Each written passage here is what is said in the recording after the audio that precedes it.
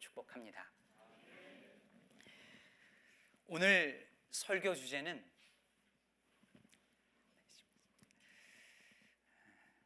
제가 마이크를 안 켰더니 오늘 설교 주제는 사랑입니다. 사랑이라고 하니까 느낌이 좋죠? 사랑이란 단어는 너무 흔하지만 여전히 우리의 마음을 따뜻하게 만들고 또 설레이게 합니다. 그런데 여러분, 저는 이 사랑이라는 것에 오늘 한 가지 질문을 던져보고자 합니다. 사랑은 다 괜찮은 걸까요? 사랑하면 다 괜찮은 걸까요? 부모가 자식을 좋은 대학 보내기 위해서 숨이 막히도록 아이를 힘들게 하면서 다 뭐라고 하죠? 이게 다 널 사랑해서 그러는 거야.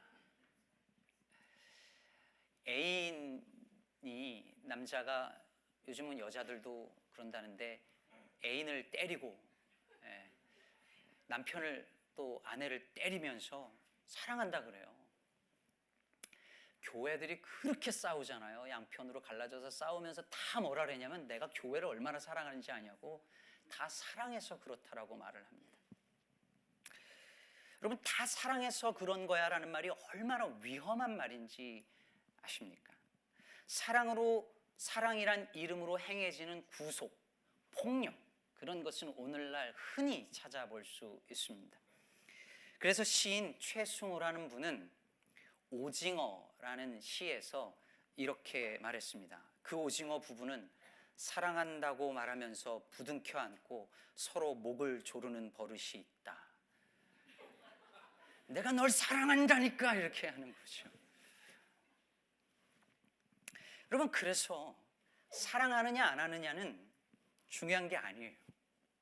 그 사랑이 어떤 사랑이냐, 그것이 훨씬 더 중요합니다. 요한복음 3장 16절에서 하나님이 세상을 이처럼 사랑하사 이렇게 말했죠. 여기서 이처럼, 그 단어는 본래 두 가지 뜻이 있는 단어입니다. 첫째는 하나님이 세상을 이처럼 극진하게 사랑하셨다. This is how much. 그러니까 하나님이 세상을 이만큼 사랑하셨다. For God so loved the world. 이런 느낌인 거예요. 옛날에 어떤 분이 아주 손발이 오그라드는 시를 썼어요. 한 여자가 애인에게 묻습니다. 자기 날 얼만큼 사랑해? 그랬더니 이렇게 대답하는 거야. 이렇게 대답하는 겁니다. 손끝으로 원을 그려봐. 그걸 뺀 만큼 널 사랑해. 닭살이 돋지요? 이런 식으로 요한복음 3장 16절을 보면 하나님이 우리를 얼만큼 사랑하는지 그 정도를 말하는 것이 되겠죠. 하나님이 세상을 너무너무 많이 사랑하신다는 거예요. 그래서 실제로 새번역 성경 같은 데는 하나님이 세상을 극진히 사랑하사 이렇게 번역을 했습니다. 하지만 여기서 이처럼이라는 단어에는 두 번째 의미가 있습니다. 그것은 이런 방식으로, in this manner 라는 뜻이 있습니다. 그러니까 어떻게 사랑하느냐, 그 사랑의 정도나 양을 말하는 것이 아니라 그 사랑의 방식을 말하는 거죠. 제가 참 좋아하는 그림이 하나 있는데 한번 보실까요? Love is caring for each other even when you are angry. 이 할아버지는 지금 할머니한테 화가 나 있어요. 화가 나 있지만 그래도 비가 오니까 어떻게 해요? 우산을 씌워주죠. 그림 없나요? 그림이 제가 전달을 안 했나? 그냥 상상해 보세요. 할아버지랑 할머니랑 싸운 거예요. 화가 났어요. 그래서 삐져서 서로 쳐다보지도 않아요. 등을 돌리고 있어요. 근데 비가 오니까 어떻게 하냐면 할아버지가 우산을 탁 씌워주는 거예요. 우산을 씌워줘요. Love is caring for each other even when you are angry. 이게 이 할아버지의 사랑의 방법이죠. 젊은 사람들은 따라하기 힘든 사랑의 방식이라는 거예요. 하나님이 세상을 이처럼 사랑하사라고 하셨을 때 그 이처럼이라는 단어 속에는 하나님이 우리를 정말 많이 사랑하셨다라는 의미만 있는 것이 아니라 하나님이 우리를 어떻게 사랑하셨는지, 그 사랑의 방식을 말하고자 하는 것입니다. 그러면 주님은 우리를 어떻게 사랑하셨을까요? 주님이 우리에게 보여주신 사랑은 어떤 사랑일까요? 그것에 대해서 오늘 본문 요한복음 13장 1절은 이렇게 말하고 있습니다. 유월절 전에 예수께서 자기가 세상을 떠나 아버지께로 돌아가실 때가 이른 줄 아시고 세상에 있는 자기 사람들을 사랑하시되 끝까지 사랑하시니라. 주님께서 보여주신 사랑은 끝까지의 사랑이었습니다. 끝까지의 사랑. 어떤 사랑이었느냐? 끝까지의 사랑이었다는 것이죠. 그러면 여기서 끝까지라고 말할 때에 그 끝까지의 의미는 뭘까요? 끝은 그 the end까지 사랑하셨다고 할 때 그 끝은 어디를 말하는 것일까요? 어떻게 하는 것이 끝까지의 사랑일까요? 제가 보통 목사님들이 첫째, 둘째, 셋째 이런 설교 잘 하는데 저는 잘 안 하는 편이거든요. 목사님들이 첫째, 둘째, 셋째 하고 마지막으로 한 번 더 말하면 막 이러면서 계속 하시는데 저는 이 설교를 잘 안 하지만 오늘은 첫째, 둘째, 셋째를 하려고 하는 흔하지 않은 날이 될 것 같습니다. 첫째, 저는 셋째까지만 딱 합니다. 첫째, 이 끝까지라고 하는 말은 무엇보다 돌아가실 때까지라는 의미이죠. 1절을 다시 보면 유월절 전에 예수께서 자기가 세상을 떠나 아버지께로 돌아가실 때가 이른 줄 아시고, 아버지께로 돌아가실 때는 언제를 말하는 거죠? 예수님의 십자가 죽음을 말하는 거죠. 여러분 요한복음을 읽어보면 요한복음의 특징이 있는데 때, 타임이라는 단어가 계속 반복되어서 나옵니다. 요한복음 2장에서 예수님께서 가나의 혼인잔치 갔을 때 포도주가 떨어졌다는 소식을 어머니께 들었을 때 뭐라고 말하죠? 내 때가 아직 이르지 않았습니다. 예수님께 늘 이렇게 말씀하셨어요. 사람들이 왕으로 삼으려고 할 때도, 사람들이 잡으려고 할 때도 늘 아직 때가 이르지 않았다라고 말씀하셨습니다. 그런데 예수님께서 예루살렘으로 입성하면서 십자가를 향해서 나아가면서 그때는 뭐라고 말씀하셨냐면 때가 됐다 이렇게 말씀하셨습니다. 11장 23절에서는 인자가 영광을 얻을 때가 왔다 이렇게 말씀하세요. 인자가 영광을 얻을 때가 마침내 왔다라고 말할 때 그때는 어떤 때일까요? 무슨 때가 영광을 얻을 때인 것일까요? 지금까지는 고난받고 살았지만, 지금까지는 비천하게 살았지만 이제는 영광스러운 왕의 자리에 올라서 예루살렘을 통치할 때가 드디어 왔다는 말씀일까요? 아니요. 요한복음에서 예수님이 말씀하신 때는 언제나 십자가를 가리키는 것이었습니다. 십자가에서 죽을 때가 됐다는 말이 예수님이 말씀하신 그 영광의 때였습니다. 그러므로 예수님께서 이제 아버지께로 돌아가실 때가 이른 줄 아시고 끝까지 사랑하셨다는 말의 첫 번째 의미는 죽을 때까지, 십자가 상에서 죽으시는 그 마지막 순간까지 사랑하셨다는 의미입니다. 여러분, 우리도 다 사랑하며 살아요. 여러분 사랑하며 사시죠? 그러면 적어도 여러분 가족들 사랑하시죠? 예. 여러분 맨날 뭐 누구 미워하고 싸우고 이렇게만 사는 거 아니잖아요. 우리 다 사랑하고 또 이해도 하고 어떨 때 용서도 하고 사랑하며 살아요. 심지어 정말 뜨겁게 열정적으로 사랑하기도 해요. 그런데 우리는 뭐가 안 되냐면 끝까지가 안 돼요. 사랑하다가도 무슨 실망스러운 일이, 상처받을 만한 일이 있으면 내가 이만큼 했으면 됐지, 어떻게 더해라는 생각이 확 올라옵니다.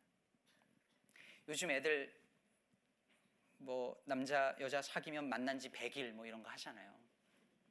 근데 요즘에는 1년 동안 안 헤어지고 사귀면 대단한 거랍니다. 저는 아내랑 5년 사귀고 결혼했는데 이렇게 말하면 거의 조상님 취급을 받습니다. 그렇게 죽고 못 살게 뭐 사랑하니 어쩌느니 해도 쉽게 그냥 헤어지고 끝납니다. 부부들도 마찬가지죠. 결혼할 때 검은 머리 팥뿌리 뭐 이런 얘기 했어도 그 말이 끝까지 사랑하라는 말인데 그런 부부 찾기가 어려워졌습니다. 사랑하지만 끝까지가 안 됩니다. 교회도 마찬가지입니다. 우리 교회 너무 좋아 하던 사람들도 금세 마음이 바뀝니다. 조금만 마음에 안 들면 언제 그랬냐는 듯이 미움으로 바뀌거나 끝을 냅니다. 참 신기하죠. 끝까지 싸우긴 하는데 끝까지 사랑하지 못해요.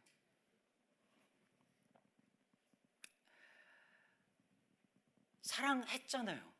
근데 서운하고 상처받으면 그냥 끝까지가 안 되고 포기해버려요. 목사님이 끝나고 악수하는데 저 권사님 손은 꼭 잡아주고 자기 손은 슬슬 잡아줬다고 교회 떠나요. 이게 농담 같죠? 그런 일이 일어나요. 오늘날 묵묵히 오래도록 끝까지 헌신하는 사람들, 끝까지 그 마음 가지고 교회를 지키고 사랑하는 그런 사람들 찾기가 하늘의 별 따기보다 어려워졌습니다.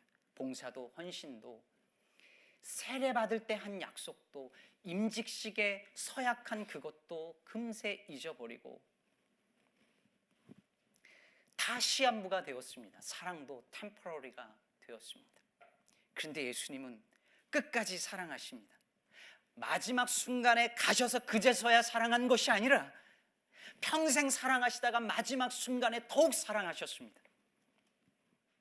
평생 사랑하시다가 끝에 가서서 포기하시고 나 할 만큼 했어 라고 하신 것이 아니라 오히려 그 마지막 순간에 더욱 사랑하셨습니다. 영화 보신 분 계신지 모르겠어요. The Last Temptation of Christ라는 영화 보면 예수님이 십자가에 달리셨을 때 사탄이 할 만큼 했어, 내려와 이제. 아브라함도 실제로 칼을 들었지만 진짜로 죽이진 않았잖아. 십자가에 달렸으면 된 거야, 내려오라 할 때 예수님이 그 영화에서 내려오잖아요. 할 만큼 했다고 내려왔으면 어떻게 되었을까요? 우리는 어떻게 되었을까요? 주님은 그렇게 하지 않으셨습니다. 할 만큼 했다고 하지 않으셨습니다. 사랑은 여러분, 사랑은 할 만큼 하는 것이 아니라 끝까지 하는 것입니다. 그것을 주님이 몸소 보여주신 것이죠. 주님은 우리를 그렇게 끝까지 사랑하십니다. 우리가 아무리 못나도 사랑하다 포기하지 않으십니다. 내가 진짜 너는 진짜 못 참겠다. 도저히 못 참겠다. 이만큼 했으면 됐다 하고 우리를 절대 포기하지 않으십니다. 끝까지 사랑하십니다. 그것이 여기에 끝까지의 첫 번째 의미입니다. 두 번째로 저는 이 끝까지의 의미를 조금 더 익스텐드해서 확장해서 살펴보려고 합니다. 오늘 본문 1절에서 예수님이 세상에 있는 자기 사람들을 사랑하시되 끝까지 사랑하시느니라 하고 2절에 곧바로 누구 얘기가 나오죠? 가롯 유다 얘기가 나옵니다. 마귀가 벌써 시몬의 아들 가롯 유다의 마음에 예수를 팔려는 생각을 넣었더라. 여러분, 가롯 유다가 어떤 사람이죠? 예수님을 팔아버린 제자입니다. 자신을 사랑한 예수님에게, 스승에게 칼을 들이댄 인간입니다. 사랑할 만한 사람이 아니었습니다. 만일 우리가 사랑할 수 있는 사람들의 리스트가 넘버 1, 2 해가지고 쭉 있다면 그 끝에 있을 사람이 가롯 유다였습니다. 예수님은 바로 그 끝에 놓여 있는 가롯 유다까지 사랑하셨습니다. 오늘 예수님께서 저녁 식사하시던 중에 일어나셔서 수건을 두르시고 대야에 물을 가져다가 제자들의 발을 씻겨 주십니다. 그랬더니 베드로가 화들짝 놀라면서 주님이 어떻게 제 발을 씻으십니까? 하면서 거절을 하지요. 그랬더니 예수님께서 내가 너를 씻어주지 않으면 너와 나와 상관이 없다 이렇게 하십니다. 여러분, 이 상관이 없다는 말은 너는 천국에 못 들어간다, 하나님 나라 백성이 못 된다라고 할 만큼 아주 강력한 메시지입니다. 이 말을 들은 베드로 늘 그렇잖아요. 또 오버해가지고 주여 내 발만 아니라 내 손과 머리도 씻어 주십시오라고 말하죠. 그때 예수님께서 뭐라고 하시죠?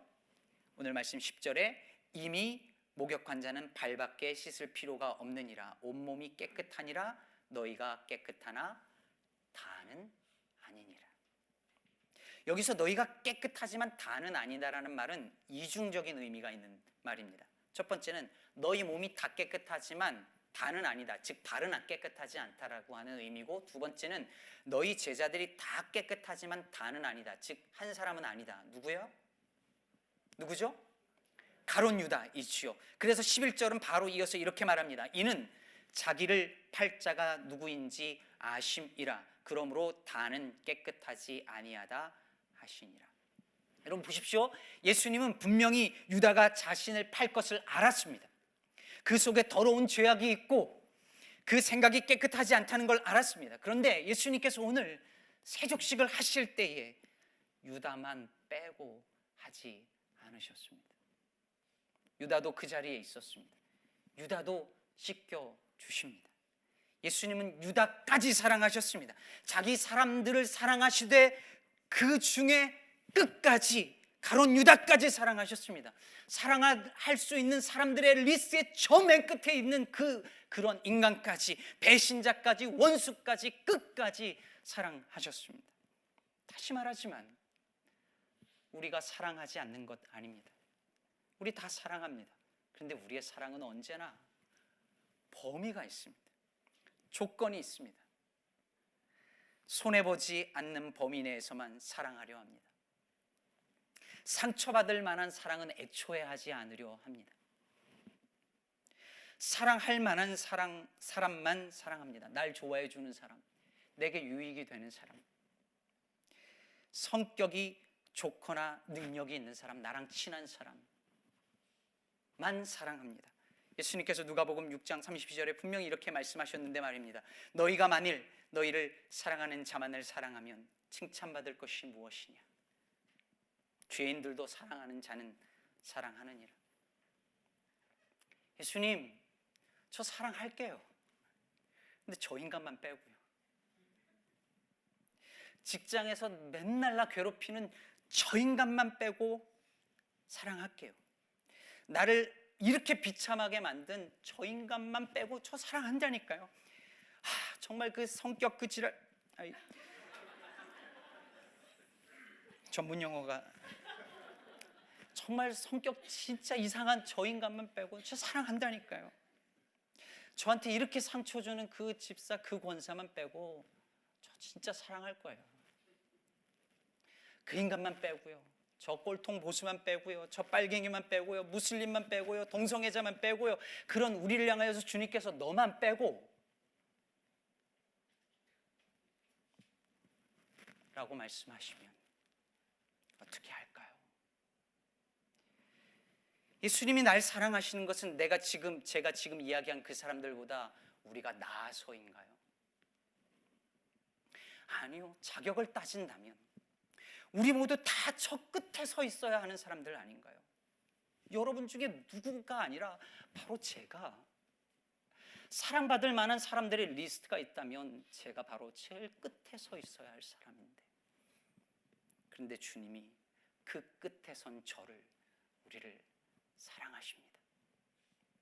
너만 빼고 라고 하지 않으십니다.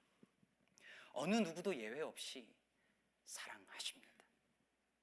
끝까지, 끝에 서 있는 저와 여러분까지 사랑하십니다.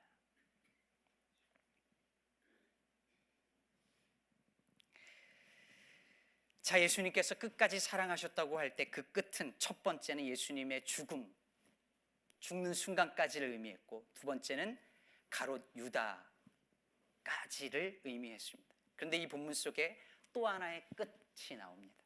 그것이 뭘까요? 제자들의 발이었습니다. 그럼 발은 사람의 몸에서 가장 아래쪽 끝에 있는 부분입니다.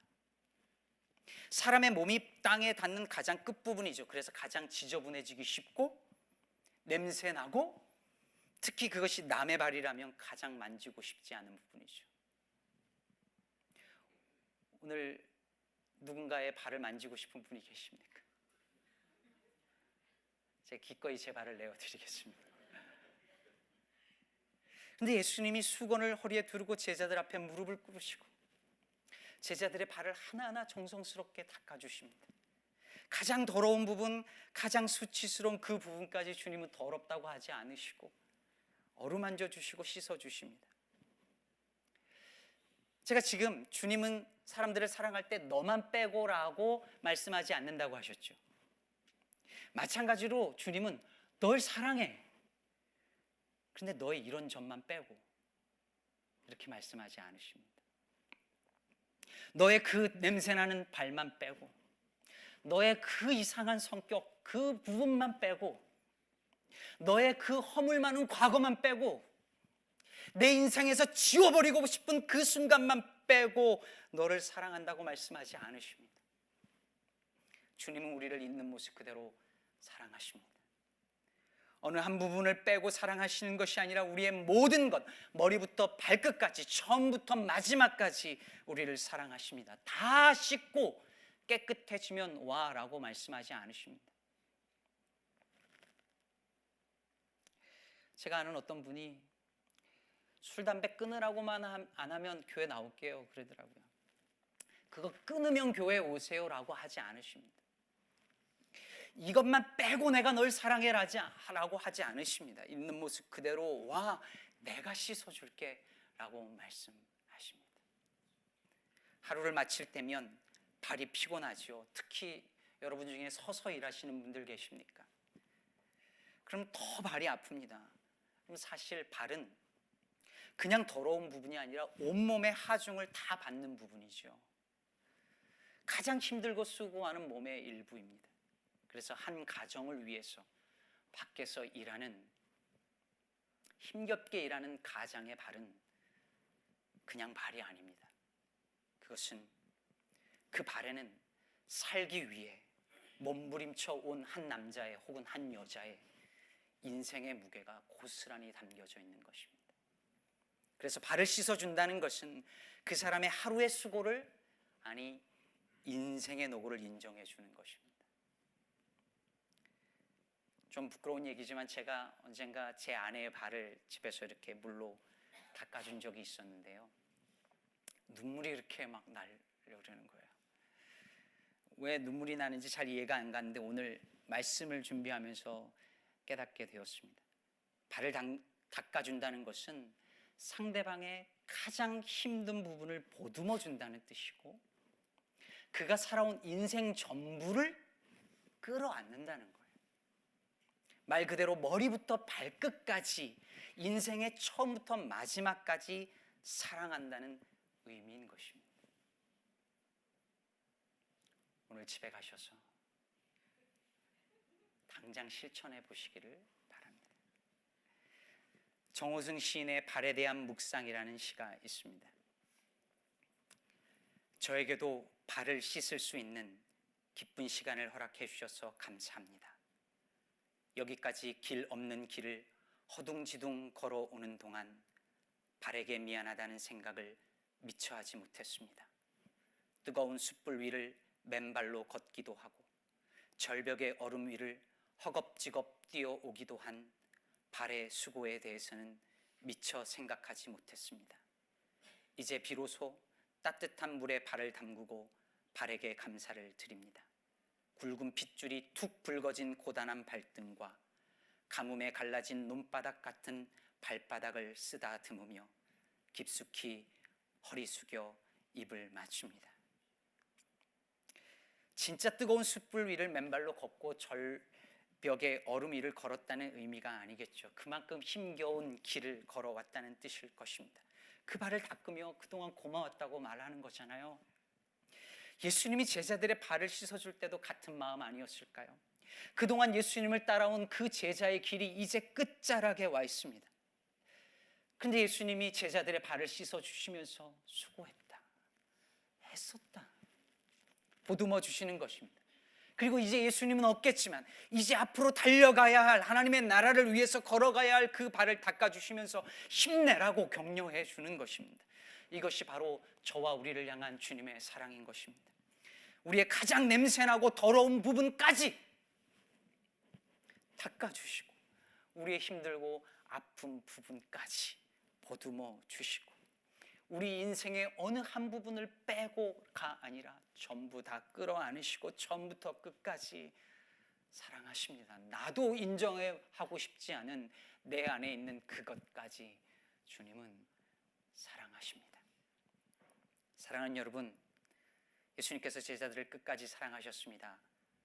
첫 번째, 십자가 위에서 죽으실 때까지. 두 번째, 가룟 유다까지, 심지어 나까지. 세 번째, 머리부터 발끝까지, 인생의 처음부터 마지막까지 사랑하셨습니다. 그것이 바로 하나님이 세상을 이처럼 사랑하사라고 할 때 그 이처럼의 의미였습니다. 감사하지요?